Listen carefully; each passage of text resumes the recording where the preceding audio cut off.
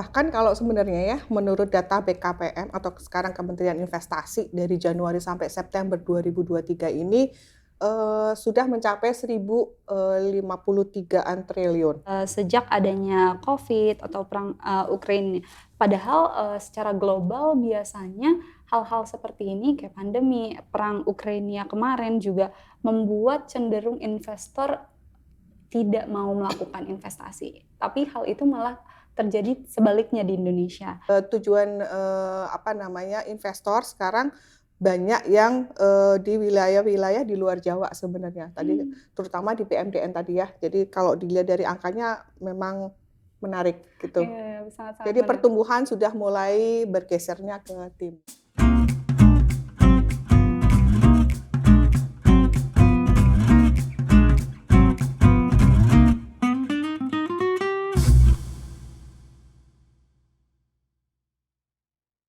Hingga paruh pertama tahun 2023, Indonesia telah mendapatkan investasi sebesar 676 triliun, dengan 53,5% berasal dari foreign direct investment atau yang kita kenal sebagai penanaman modal asing. Angka ini meningkat kalau kita bandingkan dengan 3 tahun lamanya. Lalu adakah kaitan antara peningkatan investasi ini dengan perbaikan dari sisi regulasi? Bersama saya, Bella Larasati, Associate di SIP Law Firm, kita akan membahas topik ini lebih dalam. Hari ini saya tentunya tidak sendiri karena hari ini saya sudah ditemani oleh Ibu Farah Helentina selaku Direktur Investasi Sektor Jasa di Kemenko Bidang Kementerian dan Investasi Republik Indonesia. Halo, selamat siang Bu, apa kabar? Selamat siang Mbak. Baik Bu, hari ini? Alhamdulillah sehat. Alhamdulillah. Semoga Mbaknya juga sehat ya. Alhamdulillah, semoga sehat Bu. Selanjutnya aku mau menanyakan terlebih dahulu nih Bu, kalau misalkan berdasarkan yang aku ketahui, Ibu sudah menjabat dalam posisi ini sejak September 2020, sehingga jabatan ini sudah Ibu pangku kurang lebih selama 3 tahun. Udah jalan ke tahun keempat. Nah, mungkin boleh di-sharing terlebih dahulu Bu mengenai apa saja yang menjadi job desk-nya, hal-hal yang biasa dikerjakan, dan seperti itu. Terima kasih Mbak Larasati. Jadi sesuai dengan Permenko, Peraturan Menteri Koordinator Bidang Kemaritiman dan Investasi nomor 10 tahun 2020 tentang organisasi dan tata laksana kementerian, salah satunya adalah tugas dan pokok fungsi dari Asisten Deputi Investasi Bidang Jasa adalah melakukan penyiapan terkait dengan koordinasi, sinkronisasi, perencanaan, kemudian perumusan kebijakan, kemudian dan bedanya Permenko tentang Kementerian Koordinasi saat ini dengan sebelumnya adalah Kemenko saat ini sudah sampai pada tahap pemantauan dari hasil kebijakan. Jadi kalau dulu di level sebelumnya itu sampai hanya pada perumusan dan penetapan kebijakan. Tapi dengan kita melakukan evaluasi ternyata diimplementasi banyak hal yang perlu mendapatkan pengawalan dari Kementerian Koordinator. Bukan pengawalan, bukan berarti seperti pengawalan ini berarti kita kan ada antar kementerian lembaga, antar pemerintah daerah. Nah, di situ salah satu tugasnya adalah terkait dengan sinkronisasi dan koordinasi. Khususnya kalau saya adalah di sektor jasa. Apa aja sih sektor jasa itu? Ada sektor jasa transportasi, distribusi, perdagangan, kesehatan, pariwisata, sangat luas. Gitu. Lengkap ya Bu? Lengkap. Selain itu ada juga penugasan. Nah, di samping tugas pokok dan fungsi yang tertuang di situ juga kita ada penugasan lain yang ditetapkan atau diamanahkan oleh atasan, dan dalam hari ini adalah Pak Menteri yang selalu mendapat penugasan dari Bapak Presiden. Nah, itu beberapa hal juga kita melakukan sinkronisasi koordinasi seperti perbaikan tata kelola untuk kelapa sawit, perbaikan tata kelola untuk minyak goreng, kemudian penyakit mulut dan kuku, Nah, itu salah satu penugasan lain di luar tugas pokok dan fungsi yang sudah ditetapkan. Itu. Oke. Oh, berarti itu sangat mencakupnya sangat luas ya, Bu ya? Luas, karena memang tugasnya sinkronisasi dan koordinasi. Oke, kita balik lagi ke topik hari ini nih, Bu. Tadi sebelumnya saya menyinggung sedikit bahwa hingga paruh pertama tahun ini Indonesia berhasil mendapatkan investasi sebesar 678 triliun atau sekitar 45 miliar USD.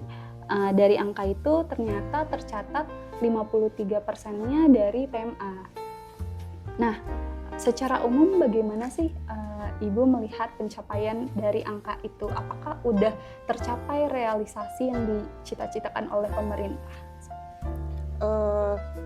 Bahkan kalau sebenarnya ya, menurut data BKPM atau sekarang Kementerian Investasi dari Januari sampai September 2023 ini sudah mencapai 1.053-an triliun. Jadi lebih dari itu. Ini tadi sudah disampaikan memang porsinya adalah 53% itu adalah PMA dan sisanya 46 sekian persen adalah dari PMDN. Kalau sesuai target yang ada, kalau target di RPJM-nya kan 1.200 triliun. Dan target yang diberikan oleh Presiden kepada pemerintah khususnya melalui Kementerian Investasi adalah kurang lebih 1.400 triliun. Jadi dibandingkan dengan year on year tahun sebelumnya, bahwa dari Januari sampai September itu sudah ada kenaikan 18%. Nah, dari sisi penyerapan tenaga kerja juga udah ada kenaikan. Ada kurang lebih 1 juta sampai 1.365.468 tenaga kerja dari Januari sampai September. Kemudian dari sisi kita lihat dari sisi pemerataan. Nah, ada 5 provinsi terbesar untuk tujuan investasi, jadi dari DKI, Jawa Barat, Jatim, Banten, Maluku Utara. Nah, ini yang menjadi game changer buat kita semua. Ternyata Maluku Utara itu masuk di dalam 5 besar tujuan investasi dan nilainya besar. Dari situ. Kemudian kalau dari PMA tadi, PMA itu masuk yang terbesar ada di Jawa Barat, kemudian Sulawesi Tengah, kemudian Maluku Utara, Banten dan DKI. Nah, siapa sih negara yang menjadi asal investasi ini? Tentu yang pertama Singapura ya, kalau dilihat dari tren sebelum-sebelumnya, tapi kan ternyata di Singapura pun juga sebenarnya agak mix ya. Itu ada juga sebenarnya investasi dari Indonesia yang ditempatkan di Singapura. Tapi yang kedua adalah yang menarik adalah Tiongkok, kemudian Hong Kong, kemudian Jepang dan yang terakhir Malaysia. Nah, kalau dari situ kita ngelihat bahwa korelasinya nanti akan nyambung nih. Kenapa investasi yang sekarang ada di Indonesia Timur, jadi sekarang itu mulai ada peningkatan. Maluku Utara, Sulawesi Tenggara, kemudian investasinya adalah Tiongkok, kemudian Hong Kong. Nah, sektor apa yang paling besar? Nah, di situ ada sektor industri logam, pertambangan, transportasi, industri kimia, dan kemudian kawasan industri. Nah, ini nyambung sesuai dengan program pemerintah yang terkait dengan hilirisasi. Dengan hilirisasi, ini ternyata memberikan dampak yang sangat positif. Pemerataannya sudah ke timur sudah mulai meningkat, kemudian sektornya juga dari sektor pertambangan dan di kawasan-kawasan industri yang tadi di Sulawesi Tenggara dan di Maluku. Gitu. Oke, wow. Berarti kalau kayak gitu sekarang udah lebih merata ya investasinya, Bu. Udah lebih ke daerah-daerah seperti Maluku dan tempat-tempat lainnya itu lebih dinilai lagi oleh investor gitu. Menjadi suatu hal yang menarik nih. Ya, jadi tujuan investor sekarang banyak yang di wilayah-wilayah di luar Jawa sebenarnya tadi, terutama di PMDN tadi ya. Jadi kalau dilihat dari angkanya memang menarik gitu. Jadi pertumbuhan sudah mulai bergesernya ke timur. Oke, kalau kita lihat dari informasi yang tadi Ibu jelaskan, berarti sekarang kan udah mulai kelihatan nih adanya kemudahan investasi di Indonesia. Sampai akhirnya wilayah-wilayah yang di timur juga sekarang udah terjangkau sama baik PMDN maupun PMA seperti itu. Nah, bicara mengenai kemudahan investasi, pemerintah juga menyinggung soal tumpang tindih regulasi sebelum akhirnya direformasi melalui Undang-Undang Cipta Kerja.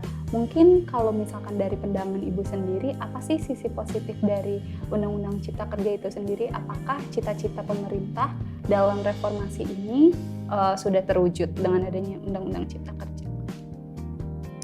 Terima kasih Mbak Larasati. Seperti kita ketahui ya, kalau dulu kita mau melakukan usaha, kita nggak tahu nih kita kemana dan punya kepastian kapan ini akan selesai untuk perizinan.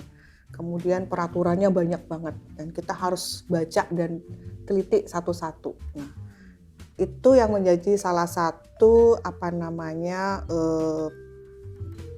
inisiasi pemerintah untuk menyederhanakan peraturan yang sangat berbelit-belit, terus kemudian tidak ada kepastian hukum, tidak ada kepastian biayanya. Nah, sehingga investasi di Indonesia agak menjadi lebih lambat. Nah, untuk itu pemerintah mengeluarkan Undang-Undang Cipta Kerja dengan berbagai macam proses yang ada, dengan harapan bahwa dengan terbitnya Undang-Undang Cipta Kerja ini akan mendorong kepastian perusahaan, terutama bagi investasi di dalam negeri maupun di luar negeri. Jadi UU CK itu menyatukan seluruh regulasi dari berbagai macam kementerian, dari berbagai macam pemerintah daerah, sehingga kalau investor mau melakukan investasi itu tinggal satu nih, melalui apa? Nah, melalui sistem yang kita sebut sekarang Online Single Submission atau OSS. Nah, dengan situ akan terlihat nih tracking tracing dari izin yang misalnya dimintakan. Kemudian transparansi terkait dengan biaya, transparansi dengan kepastian kapan izin akan selesai. Terutama ini untuk UMKM. Ini sangat membantu UMKM untuk bisa melakukan kegiatan berusaha. Jadi sekarang mudah bagi UMKM untuk dia berusaha, kalau dulu takut ya UMKM nggak dapat izin nanti dikejar-kejar aparat dan sebagainya. Nah, kalau ini dengan melakukan online single submission dia sudah dapat perizinan untuk berusaha secara mudah. Jadi kemudian ini juga meminimalkan tatap muka antara pemberi izin dengan perusahaan yang akan atau investor yang akan melakukan pengurusan perizinan berusaha, sehingga ini bisa menjadi lebih transparansi. Jadi intinya itu. Lebih mudah sekarang karena untuk tracking regulasinya lebih gampang gitu ya, Bu. Tracking proses perizinannya. Jadi dia punya kepastian gitu. Oke. Sama juga dimudahkan untuk UMKM-nya untuk mendapatkan izin. Hal-hal seperti itu memang sebenarnya terlihat mungkin pada saat dulu itu terlihat sepele gitu. Cuman ternyata hal-hal yang ribet ini yang membuat investasi di Indonesia malah melambat gitu.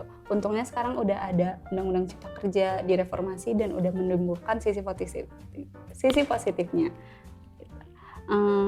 Lalu selanjutnya kira-kira apa aja sih Bu faktor-faktor yang menjadi perhatian investor untuk akhirnya menanamkan modal atau berinvestasi di Indonesia?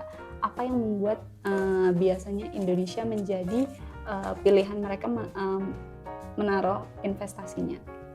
Yang pasti adalah kepastian berusaha yang tadi saya sampaikan. Dengan kita punya kepastian, dengan menghilangkan uncertainty-nya, itu perusahaan ataupun investasi menjadi yakin, confidence bahwa kalau saya melakukan investasi di Indonesia, saya pasti bisa melakukan kegiatan ataupun operasional usaha saya. Nah, itu yang paling utama sebenarnya. Kemudian yang lainnya ya adalah misalnya adalah insentif. Insentif apa sih yang diberikan oleh pemerintah jika investor melakukan investasi di Indonesia? Pemerintah melakukan berbagai macam program investasi, insentif ya. Ada tax holiday, ada tax allowance, macam-macam. Ada terutama misalnya melakukan kegiatan di kawasan industri, kawasan ekonomi special zone. Nah, ini mereka bisa memberikan banyak insentif di situ. Nah, saya rasa Itu hal-hal yang menjadi salah satu concern bagi investor ya. Baik Bu, untuk itu kita kembali ke data PMA tadi yang kita sempat singgung di sebelumnya. Ada yang data menarik nih Bu yang menyebutkan bahwa PMA di Indonesia ini justru meningkat sejak adanya COVID atau perang Ukraina. Padahal secara global biasanya hal-hal seperti ini kayak pandemi, perang Ukraina kemarin juga membuat cenderung investor tidak mau melakukan investasi. Tapi hal itu malah terjadi sebaliknya di Indonesia. Nah, menurut Ibu, apakah kita bisa cukup confident untuk menyatakan bahwa Indonesia ini memiliki ekonomi yang cukup resilient kali ya Bu? Iya, memang syukur alhamdulillah ya, kepercayaan investor terhadap Indonesia saat ini masih terus meningkat. Meskipun kita ketahui semua bahwa tantangan global saat ini juga cukup luar biasa, ada konflik geopolitik, kemudian adanya ancaman iklim, perubahan iklim, El Nino dan sebagainya. Jadi sekarang memang kondisi dunia adalah penuh dengan ketidakpastian, tetapi kalau dilihat dari investasi itu di Indonesia masih lumayan menarik. Termasuk GDP kita termasuk yang nomor 2 tertinggi ya, masih 5%. Kemudian kalau kita lihat dari tingkat optimisme ekonomi itu di antara negara-negara yang lain, Indonesia termasuk peringkat kedua tertinggi di dunia. Hal-hal apa sih sebenarnya yang mendorong investor asing terutama datang ke Indonesia? Seperti saya sampaikan tadi di awal, kebijakan hilirisasi itu adalah menjadi game changer buat Indonesia. Kita memang saat ini punya sumber daya alam. Nah, sumber daya alam ini ternyata bisa memberikan manfaat yang besar bagi rakyat Indonesia, bisa menarik investasi jika kita mampu memberikan nilai tambah pada sumber daya alam tersebut. Melalui apa? Melalui proses pengolahan yang sekarang kita lakukan di proses hilirisasi. Hilirisasi ada hilirisasi minerba, hilirisasi perkebunan, hilirisasi migas dan sebagainya. Dan saat ini kan Indonesia adalah masuk di dalam bagian ekosistem mobil EV. Nah, ini menjadi game changer buat investor-investor asing untuk bisa bekerja sama dengan Indonesia. Mungkin ini pertanyaan terakhir sebelum akhirnya kita closing sharing session hari ini ya Bu. Menurut Ibu nih terkait dengan peran masyarakat sendiri, tentunya perlu apa sih peran masyarakat dalam mendorong program pemerintah? Apa yang bisa dilakukan masyarakat untuk mendorong program pemerintah dalam investasi asingnya ini? Terima kasih. Pertama sih sebenarnya adalah sama-sama berkontribusi sebenarnya di dalam proses investasi ya, ataupun ikut menjadi bagian dari investasi. Tadi sesuai dengan amanah UU CK pun sebenarnya dibuka peluang juga bagi UMKM untuk melakukan usaha. Nah, kemudian ada kolaborasi juga. Jadi di dalam investasi juga ada kolaborasi antara perusahaan asing, perusahaan dalam negeri untuk bisa bekerja sama dengan UMKM. Nah, pendampingan juga penting segala macam. Masyarakat jadi bisa berkontribusi melalui kegiatan UMKM juga. Kemudian yang kedua adalah sama-sama membuat iklim investasi ini kondusif. Gitu.